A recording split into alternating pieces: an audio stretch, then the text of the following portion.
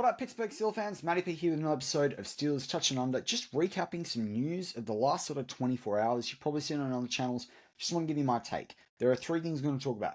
Ryan Watts, Derek Harmon and Art Rooney II, and then Robert Woods and Monty Adams. Let's get into it first. Condolences to Derek Harmon again for the passing of his mother. Art Rooney made a statement on that. I thought that was really heartfelt and really great from the organization from their first round pick. So shout out there. Art Rooney cops a lot of flack that he's nothing like his father. That was really good from the club. I really like that. Number two, actually, I forgot something. I started something when I listed off the people at the top. The Steelers also parted ways with Mike Sullivan. Now, I have criticisms of Arthur Smith quite a bit. I have since we brought him in. I do actually think it's a good thing that this move's been made. I think it allows Arthur Smith to own more of the offense. They've still got their QB coach. I actually think it leaves less conflicting in the room. And also, he might have another opportunity somewhere else. So I kind of like that. And I kind of like that it happens now before rookie minicamp, OTAs, preseason, all the rest of it. There's no confusion. There's less voices in the room. There's less head chefs in the kitchen, so to speak. So I like that. The next piece of news that I want to talk about is Ryan Watts.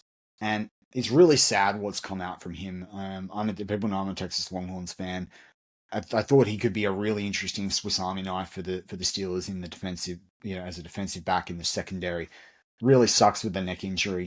I saw some cool things online about the insurance that they get and whatever, but you got to feel for the guy. He didn't even do the neck in a game. He did it in the preseason. He's never got to achieve that ambition, and you got to think about that. Like, you've just had all these guys go and get drafted, and they've got this awesome dream, and we've seen the fallout with Shadur and the falling down the draft boards, and deserved or undeserved. And then you see this instance with like Ryan Watts, and it sucks. Like he's worked his whole life for it. So hopefully he stays in the game of football.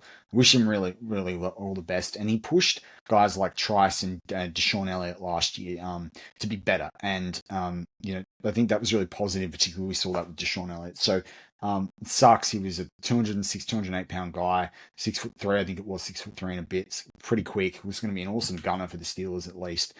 Just sucks for him. Then the Steelers made two other big moves today, which you all heard about in Robert Woods and Monty Adams. Signing Robert Woods, which definitely feels like a getting ready for Aaron Rodgers move, and the cutting of Monty Adams, which didn't think they should have re-signed him last year. Interestingly, you cut Monty Adams, you save $875. You get a dead cap hit of $875,000, but you save $2.25 million on the cap this year. By all reports, Robert Woods was brought in for $2 million a year. So the Steelers get deeper at wide receiver. They've already got the depth that they got through the draft of drafting two defensive linemen and making other moves that they've made in the last few weeks, bringing the bloke in from Jacksonville and what have you. And you're not at a cost. So you're basically $250,000 difference. Now, when you've got a salary cap of well over $200 million, does $250,000 matter?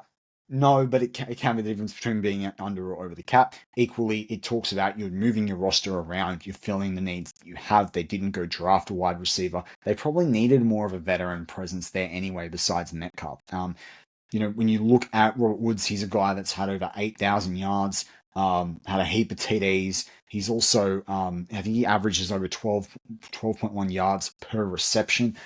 So that's huge for the Steelers. And that's the sort of wide receiver that you want that was going to be, he's a known commodity in the NFL.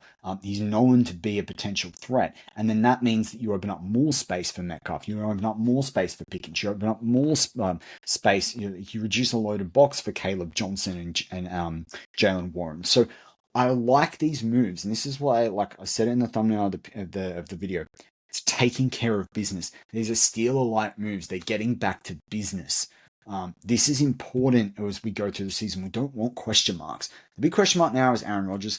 I think you will see this sort of fall really close to around the schedule. I heard that take from someone on the weekend that the schedule will want to know whether Aaron Rodgers is coming because it might affect the primetime games. I don't know so much about that, but I do think you'll see it come out in and around then.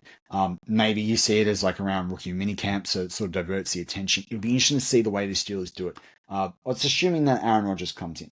But I do think we will see Aaron Rodgers at the Pittsburgh Steelers in 2025, and I think that's a really good thing. I said that to Marky D from Steeler Nation Australia on the phone the other night. I think it was Sunday night.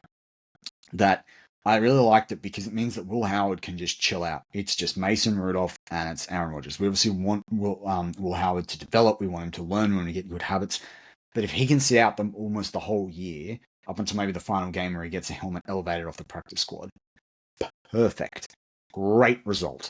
Great result. You can still go get a guy in the 2026 draft, and then you've got two young guys you compete. You can have two guys come up through together. You're not also forced if you, let's say the Steelers do pull out, make the playoffs, they're picking in the 20s and they can't trade up. They've still got Will Howard developing. So really excited by the opportunity that the Steelers have this season off the draft. We'll do more. I'll recap more of the draft later in the week. Everyone's talking about that right now. I want to really form some things in my head.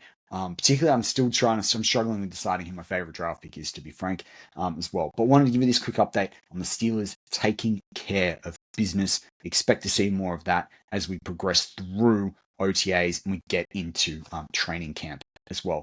I'm Matty P. As always, go Steelers.